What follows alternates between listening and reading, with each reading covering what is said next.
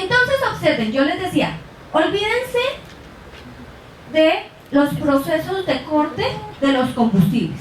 Lo único que tenemos que recordar es que en esos procesos de corte, ¿qué salen? Si ellos se están oxidando, tienen que salir ¿qué? Electrones. ¿Quiénes son las moléculas que transportan electrones? Principalmente NAD+. Observen que ahí nos muestra la gráfica. Todos esos electrones, ¿cierto? Algunos pueden llegar como si fueran a acetil-CoA, pero miren que hay otros que se saltan el acetil-CoA. ¿Sí los ven? Entonces, esos que se saltan el acetil-CoA, ¿a dónde están llegando directamente? Esos que se saltan el acetil-CoA es porque vienen en forma de NAD y FAD reducidos. Ellos lo están transportando. ¿Y pasan directamente a qué? ¿Pasaron por ciclo de Krebs? No. Entonces, ¿a dónde pasaron? Quiero que eso, donde dice estado 3.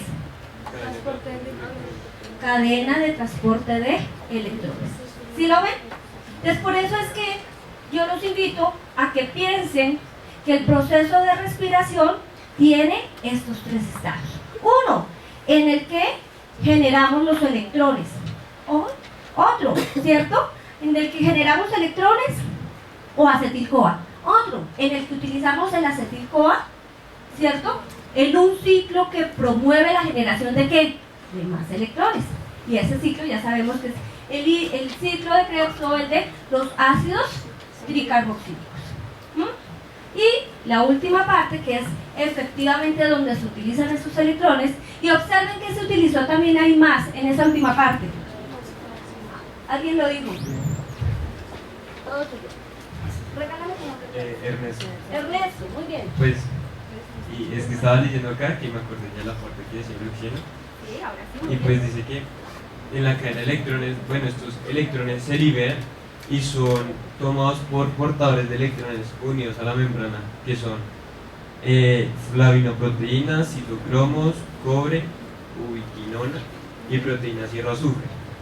Entonces, estas se reducen, se ganan electrones y finalmente se oxidan gracias al oxígeno, que es el aceptor final, que luego otra vez se reduce para convertirse en agua. Entonces, la ecuación quedaría como 4 electrones del citocromo C más 8 protones más oxígeno producen 4 citocromos más 2 moléculas de agua más protones. Muy bien. Entonces, si les volviera a hacer en este momento la pregunta, ¿alguien vio al oxígeno como sustrato del ciclo de Krebs? ¿Todos que me contestan? Ahora sí. ¿Alguien dijo que sí o lo está dudando? No, hablen, porque si no volvemos a que Ernesto no lo repita. Recuerden, miren dónde está el oxígeno. Únicamente en el punto hasta, incluso no durante la cadena, sino al final. ¿Cierto? No, está recibiendo todos los electrones. El oxígeno está como oxígeno molecular, estado de oxidación 0. ¿En qué se convirtió el oxígeno? ¿O empieza a ser parte de qué molécula? Del agua. Allí, muy bien, dilo duro. Allí se redujo, quedó en estado de oxidación -2. Lo que sucede es que todos estos procesos son acoplados. En falta de oxígeno, ¿habrá alguien que reciba los electrones? Pues no. No hay quien reciba los electrones. Por lo tanto, ¿se podrá llevar a cabo la cadena de transporte de electrones? Pues no. Y como de allí muchas coenzimas llegan del ciclo de Krebs, ¿se podrá llevar a cabo el ciclo de Krebs? Pues no.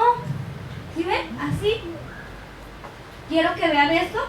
¿Hay alguien aquí usuario de Transmilenio? Varios, muy bien. Y los que no, observen el sistema. El sistema es un transportador de pasajeros que depende de que las estaciones funcionen, que los portales estén abiertos, de que no hayan accidentes en la vía. Si el portal se cierra o en la vía sucede cualquier cosa que no me deje subir, ¿va a haber transporte de pasajeros? Pues no. ¿Sí? Entonces, quiero que siempre hagan, digamos que estén manejando ese concepto. ¿Hay alguien que aún esté confundido de lo del oxígeno? ¿No? Bueno, igual vamos a continuar y eso, si tienen dudas, vamos a seguir avanzando en el tema para que ustedes me digan si han logrado coger el modelo. No, pero sí, no hay presencial, sí, no, pues me refiero en la aeróbica. Entonces, ¿cómo se hace transporte en la anaeróbica, la que se da en el citoplasma? Muy bien. Entonces, ¿se acuerdan que les mostré la figurita otra de la gráfica? Se generan moléculas de alta energía, ¿cierto? Como por ejemplo el fosfenol piruvato, que cuando se hidroliza esa molécula genera ATP. ¿Sí? No se da un transporte de electrones, Por la hidrólisis. es por la hidrólisis de moléculas de alta energía. Eso es lo que llamaríamos fosforilación a nivel de sustrato, no fosforilación oxidativa. O sea, esa es la forma de generar ATP, por ejemplo, en esas células que no tienen mitocondrias. ¿Listo? Muy bien. Nosotros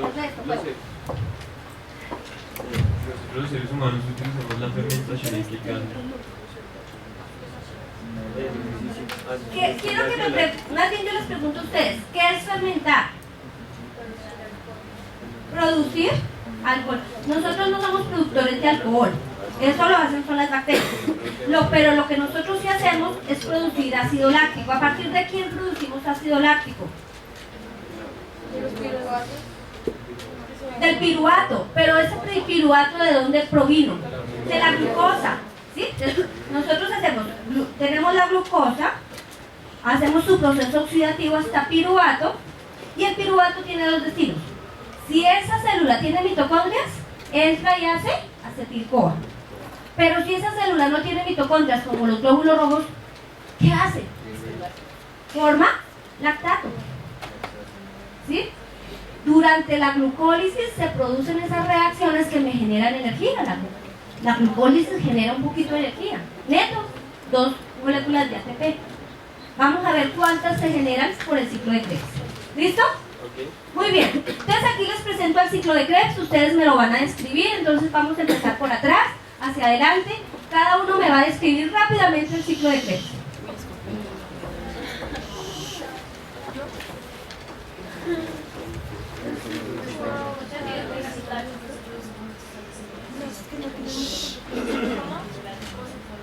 Por favor, les pido que hagan silencio. En especial, que aprendan a escuchar a los compañeros.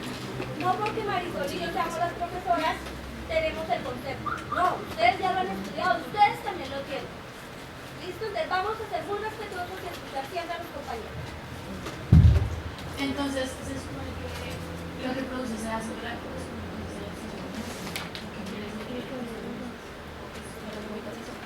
No se escucha. que si en los músculos hay pocas mitocondrias, gracias a que cuando uno hace ejercicio es ahí donde se produce mayor parte del ácido láctico. Esa es una muy buena pregunta. Y se las voy a contestar en términos celulares.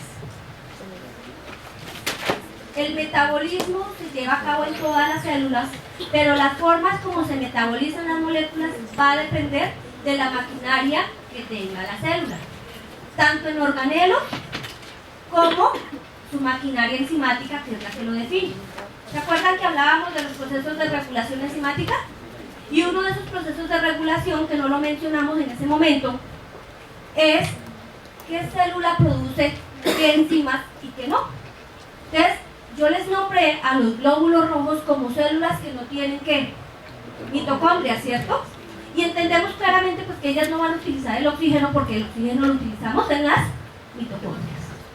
En las células musculares hay 3 tipos de fibras, de células.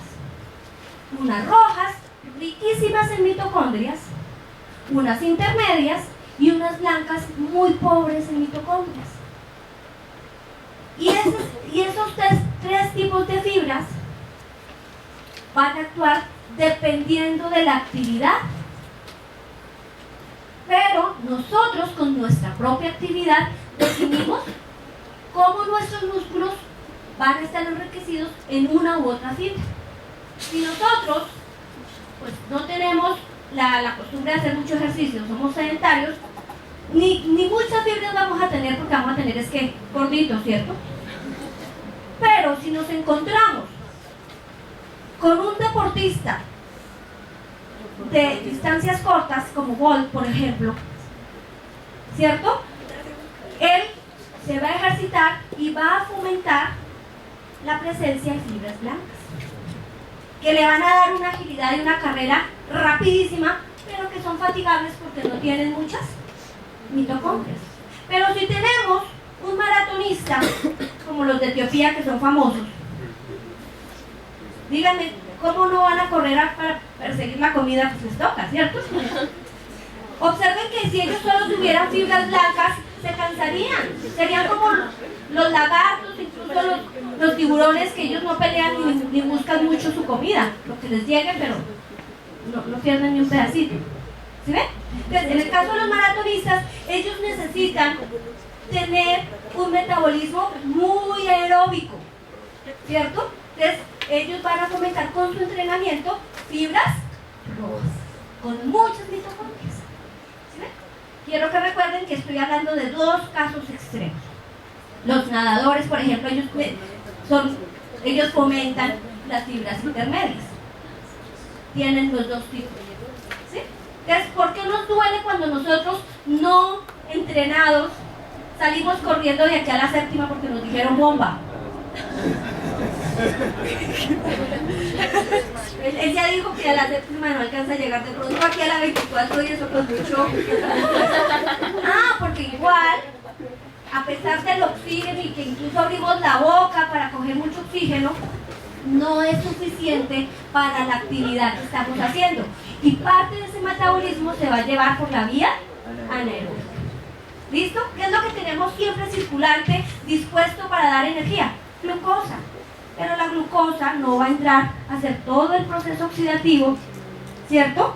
Ciclo de Krebs, cadena de transporte de electrones, sino se va a quedar allí, en glucólisis, piruvato, lactato. ¿Listo? Pero esto va a ser tema de otro curso, o sea, de las clases más adelante. Pero ahí vamos. Bueno, estoy pidiendo que me describan el ciclo de Krebs. ¿Cómo iniciamos? ¿Con qué molécula iniciamos el ciclo de Krebs? Acetil-CoA. ¿Qué pasó con el acetil-CoA? Muy bien, dilo que lo dijiste muy bien. ¿Con quién?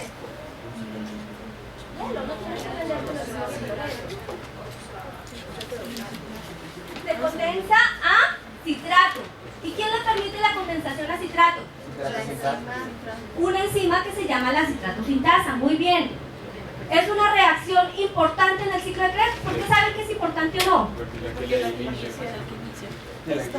Nosotros aprendimos algo en el módulo anterior y es termodinámicamente qué tan reversible o tan irreversible sea, qué tan regulada sea. Esa primera reacción de condensación, oxalacetato, acetil-CoA, ¿es importante? Pues sí, porque pues yo puedo ver acá que se oxida mucho en la molécula. No se oxida, es una condensación. Bueno, pues tiene mucho oxígeno. Miren, 32. Eso, dale el micrófono a tu compañero. Muy bien, explícalo, muy bien. Pues la reacción es favorable porque estamos viendo que es negativo el delta G y después necesitamos esta energía para hacer el próximo proceso. Muy bien. ¿Se dan cuenta? Ese delta G tan negativo nos dice, ¿cierto?, que es una iniciación y que esa reacción prácticamente es irreversible, ¿cierto? Y que además de eso, esa enzima que tú mencionaste muy bien, ¿cómo es que se llama? La citrato sintasa es una enzima regular, es de tipo alostérico. Reacción irreversible, un super delta G muy negativo y además regulación. Eso indica que esa reacción es muy importante, ¿cierto? ¿Sí? ¿Para todos está claro? ¿Qué sigue? Ya tengo una molécula, observen que si hubiera condensación de algo tan chiquito que es el acetil, CH3CO, ¿cierto? A una molécula de citrato. ¿Todos están viendo la molécula del citrato? Cuéntenme cuántos átomos de carbono tiene ese citrato. Mírenlo en lo que prepararon de sus días, en sus libros. 6. Quiero que me digan cuántos ácidos carboxílicos tiene esa molécula. 4. El ácido cítrico.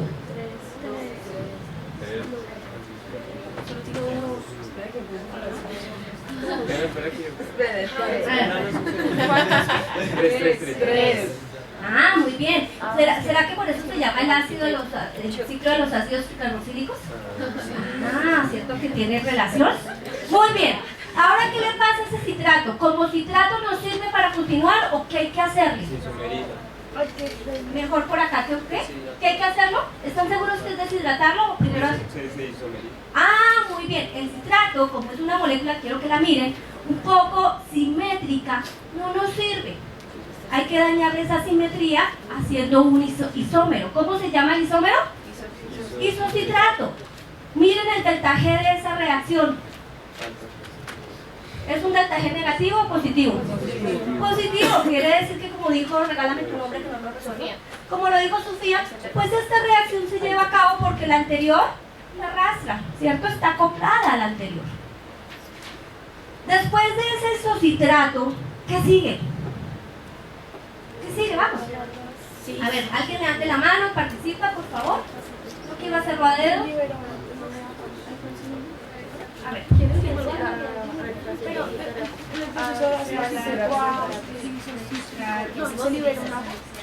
Muy bien. ¿Qué significa descarboxilación? Se liberó una molécula de CO2. O sea que nuestra molécula ya no nos quedó con los 3 ácidos grasos, sino nos quedó con menos ácidos grasos. ¿Cierto? Perdón, no ácidos grasos, sino función ácido carboxílico. Muy bien. Pero la compañera, ¿cómo es su nombre? ¿Escucharon todos a Daniela cuando ella dijo que es una descarboxilación oxidativa? ¿Qué significa eso? Electrones, redox, ¿cierto? Primera reacción redox del ciclo de Krebs. En esa descarboxilación oxidativa, por lo tanto, la molécula sustrato allí se oxidó. ¿Qué pasó? ¿Quién se redujo? Ah, muy bien. Primer punto, primer NAD reducido que obtenemos de la reacción. Observen que el ciclo de Krebs necesita, para que se lleve a cabo, fuera de tener acetil-CoA como sustrato iniciador, ¿qué necesita? ¿En qué estado necesita la coenzima NAD? ¿Oxidada o reducida? Oxidada. ¿Cierto? Oxidada, porque ella se va a reducir. Por lo tanto, primer punto de regulación. Si yo tengo una célula con un potencial energético muy alto, ¿su ciclo de Krebs va a estar súper acelerado? Potencial energético alto es presencia de ¿qué? Primero, ATP. Segundo, NAD reducido, FAT reducido. Ese es potencial energético alto. ¿Sí o no? Les estoy preguntando. Si yo tengo una célula con un potencial energético alto donde hay mucho ATP, mucho FAT, mucho NAD reducidos, el ciclo de Krebs ¿cómo va a estar? Lento, ¿cierto? Exactamente, Sofía llegó y ustedes todos llegaron del asunto. Para que yo haga ciclo de Krebs, necesito que mi célula primero esté en un potencial energético bajo, donde haya ATP, porque finalmente, donde haya ADP, ¿cierto? Donde haya NAD oxidado, porque si no hay NAD oxidado, exacto, no van a tener las coenzimas que reciban los electrones. Y observen que esta reacción, esta tercera reacción lo está exigiendo. Para que haya esa descarboxilación oxidativa que dijo Daniela, voy a necesitar el isocitrato, voy a necesitar NAD oxidado, ¿cierto? Y eso, y su enzima, ¿cómo se llama esa enzima? ¿Cómo se llama la enzima que pasa isocitrato a una isocitrato deshidrogenasa? Observen, se está hablando de un proceso redox, ¿cierto? ¿Cómo se llama el producto de esa reacción? El alfa-cetoglutarate. No quiero que pierdan de vista este metabolito porque es muy importante y lo vamos a estar nombrando mucho cuando entremos al metabolismo. Hay dos preguntas. ¿Cuál es la primera? El hecho de que no se pueda llevar el ciclo de Krebs sin un NAD y sin un FAT oxidados, ¿eso no es como un tipo de regulación. O sea, Exacto, muy bien, esas son las palabras. A eso queremos llegar. Muy bien, se ha cumplido un objetivo y eso me alegra mucho. Esos son procesos de regulación, por supuesto que sí. La célula regula cuándo produce energía y cuándo no. Si tiene mucha energía, ¿va a producir energía de exceso? No. ¿Cierto? Muy bien, aquí hay otra pregunta. Cuando estaba diciendo que la enzima que pasa es Todos, por favor, respiro. Cuando vengamos a este tipo de clases, traigan su Lenin 10, vayan a la biblioteca que les presten una Matrios y eso, para tener en qué mirar. Búscalo ahí en tu teléfono. Hasta para eso nos sirven las tecnologías. Yo estoy a favor de usar las tecnologías en pro de la clase. Míralo, está allí. Y si no, miremoslo acá. Observa. Este se llama el alfa-cetoglutarato. ¿A qué les recuerda alfa-cetoglutarato? ¿A qué molécula que ya vimos por allá al comienzo de estructuras? ¿Se acuerdan que había un aminoácido que se llamaba el ácido glutámico? Quítenle al ácido glutámico el grupo amino y pónganle un grupo ceto. ¿Es ese? ¿Sí? Vamos a ver si lo vemos acá. Mírenlo, ahí está. Es el anterior, ¿no? Porque aquí ya convertimos en succinil. A ver si lo volvemos a ver. Devolvámonos un tricitito para ver el alfa-cetoglutarato.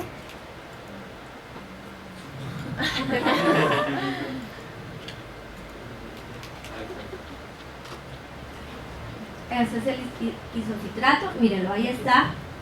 ¿Sí ven? Grupo carbonilo, grupo COH. El ácido glutámico en vez de ese carbonilo tiene un grupo amino. ¿Sí? ¿Listo? ¿Listo? Muy bien. Entonces, nuevamente los invito. Todos traigan su imagen allí. No nos interesa que se aprendan las cosas de memoria, pero es importante verlas, ¿cierto? Y relacionarlas. ¿Listo? Muy bien. Entonces ya fuimos a la generación del alfa-cetoglutarato. Quiero que me digan esa reacción, ¿qué delta G tiene?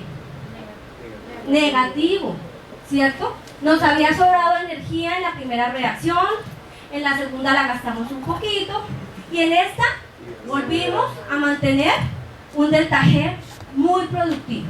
¿Qué sigue después? ¿Qué sigue después del alfa-cetoglutarato? ¿Qué hay que hacer? Otra descarboxilación, ¿qué más? Muy bien, la descarboxilación implica una reacción redox, pero ¿qué más? Ahí falta algo, añadir una coenzima A. Añadir una coenzima. Y ustedes me pueden decir la coenzima A, ¿de dónde es que viene? ¿De qué les recuerda coenzima A? ¿La vimos cuando? La primera que viéramos. Que si no la comemos con regularidad, de las vitaminas, muy bien, ¿cierto? Del ácido pantoténico. ¿Sí? Observen que nosotros podemos hacer un símil entre succinil coenzima A, ácido succínico, al que le pegamos una coenzima A, y el acetil coenzima A, ¿sí los ven?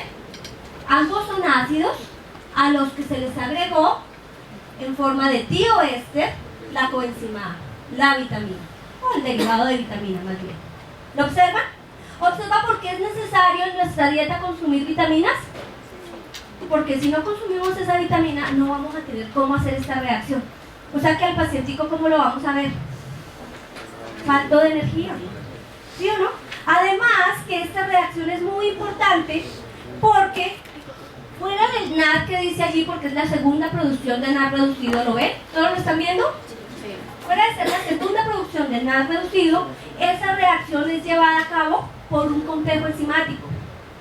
En nuestras clases de estructura de proteínas, nosotros les mostramos el complejo enzimático que produce la acetilcoenzima A. ¿Lo recuerdan? Que era grandísimo y era nuestro ejemplo de complejo enzimático. Muchas proteínas unidas. Muy bien, se necesitan 5 vitaminas para producir esa reacción. Es una reacción muy compleja. Es tal cual como pasa en acetil-CoA, aquí sucede en el succinil-CoA. ¿Listo? Una reacción muy compleja, una reacción redox que va por partes. porque necesita todo un complejo proteico para llevarlo a cabo. ¿Listo? Después de que tenemos el succinil-CoA, quiero que me digan el delta G, ¿cómo lo ven? Todavía más negativo. Por lo tanto, hasta aquí, hasta este punto, ¿ustedes qué dicen? Termodinámicamente el ciclo de Krebs, ¿es favorable o es desfavorable? Favorabilísimo, ¿cierto? Muchísimo. La célula sabe cómo obtener energía mediante este proceso. Hasta el momento hemos obtenido energía neta. ¿Qué hemos obtenido hasta el momento?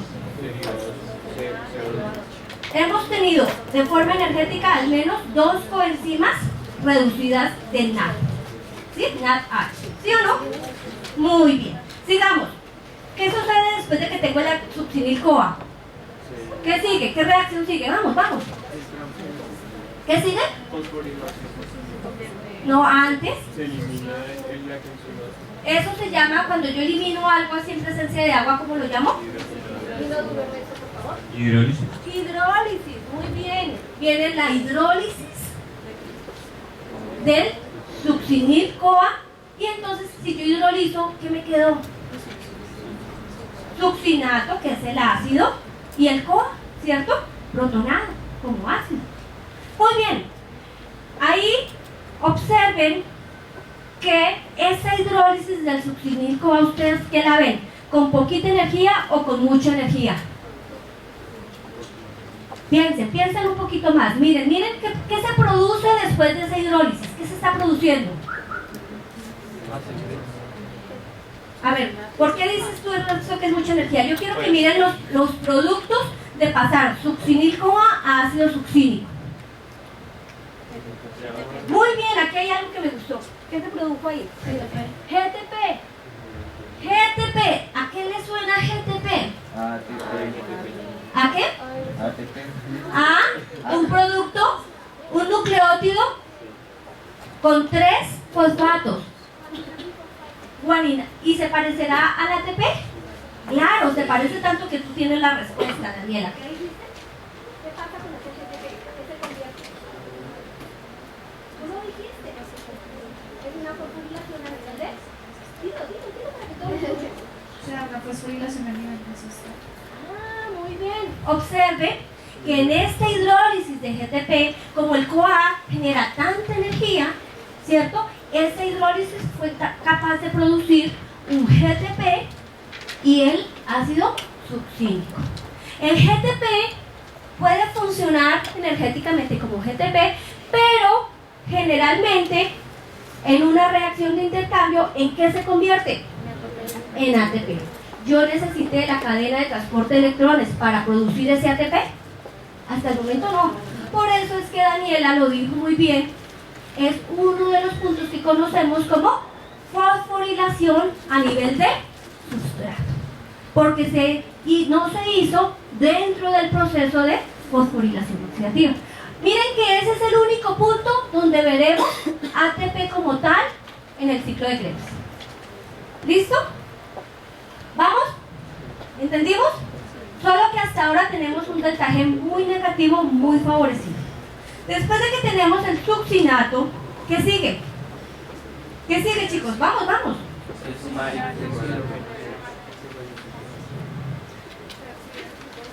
Ah, muy bien. El succinato es un ácido dicarboxílico. Está con carbones reducidos. ¿Y lo pasamos a qué ácido? Fumárico, ¿cierto? Fumarato, en forma de su sal. Muy bien. ¿Y qué tiene de especial ese fumarato? Es una reacción que es oxidativa porque de succinato a fumarato se oxidó porque se generó allí un doble enlace, ¿cierto? El carbono se oxidó.